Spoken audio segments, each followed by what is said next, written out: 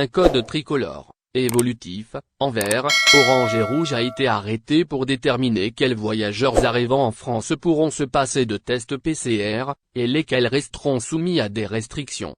Ces nouvelles modalités sont applicables dès le 9 juin.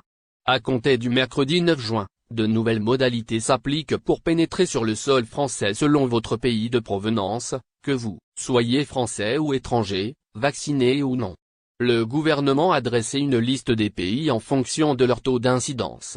Le classement étant amené à évoluer, il est conseillé de consulter les sites gouvernementaux avant de voyager. Et même pendant votre voyage. Depuis, les pays verts sont classés verts, les pays qui maîtrisent la circulation du coronavirus et n'ont pas de problème de variant préoccupant. Espace européen, Australie, Corée du Sud, Israël, Japon, Liban, Nouvelle-Zélande, Singapour. Si vous arrivez de ces pays-là, plus aucun motif impérieux de visite ne sera exigé de vous. Et vous ne devrez fournir de preuves de test négatif, PCR ou antigénique, de moins de 72 h que si vous n'êtes pas vacciné. Les vaccinés seront, eux, dispensés de tests. Les vaccinés sont ceux qui ont effectué une vaccination complète depuis au moins 14 jours à la date du voyage avec les vaccins Pfizer, Moderna, AstraZeneca, et depuis 4 semaines pour le vaccin Johnson & Johnson. À noter que les résultats des tests doivent être rédigés en anglais ou en français faute de quoi ils ne sont pas considérés comme valables. Pour les pays classés orange, comme les États-Unis ou la Grande-Bretagne, où un variant du coronavirus inquiète les autorités, un test PCR ou antigénique sera exigé si le voyageur est vacciné, sinon il lui faudra un motif impérieux, un test négatif et il devra se placer en auto-isolement de 7 jours.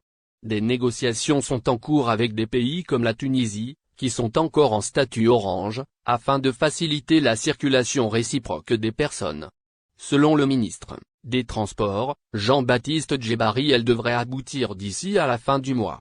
Des négociations sont également en cours avec les États-Unis, le Canada et certains pays d'Afrique et d'Asie du Sud. Working in USA forme recours resident USA Job, Sir Chad Bitaboula Sponsored Links pour les Européens, les déplacements seront facilités à partir du 1er juillet avec le pass sanitaire, intégrant une preuve de vaccination, un résultat de test négatif ou une preuve de rétablissement du Covid de moins de 6 mois. Un motif impérieux pour les pays rouges. Pour les pays classés rouges: Afrique du Sud, Argentine, Bahreïn, Bangladesh, Bolivie, Brésil, Chili, Colombie, Costa Rica, Inde, Népal, Pakistan, Sri Lanka, Suriname, Turquie, Uruguay. Un motif impérieux reste nécessaire pour venir en France. Des tests PCR ou antigéniques seront exigés que l'on soit vacciné ou non et une quarantaine de 7 à 10 jours, selon qu'on est vacciné ou non, sera imposée à l'arrivée sur le sol français.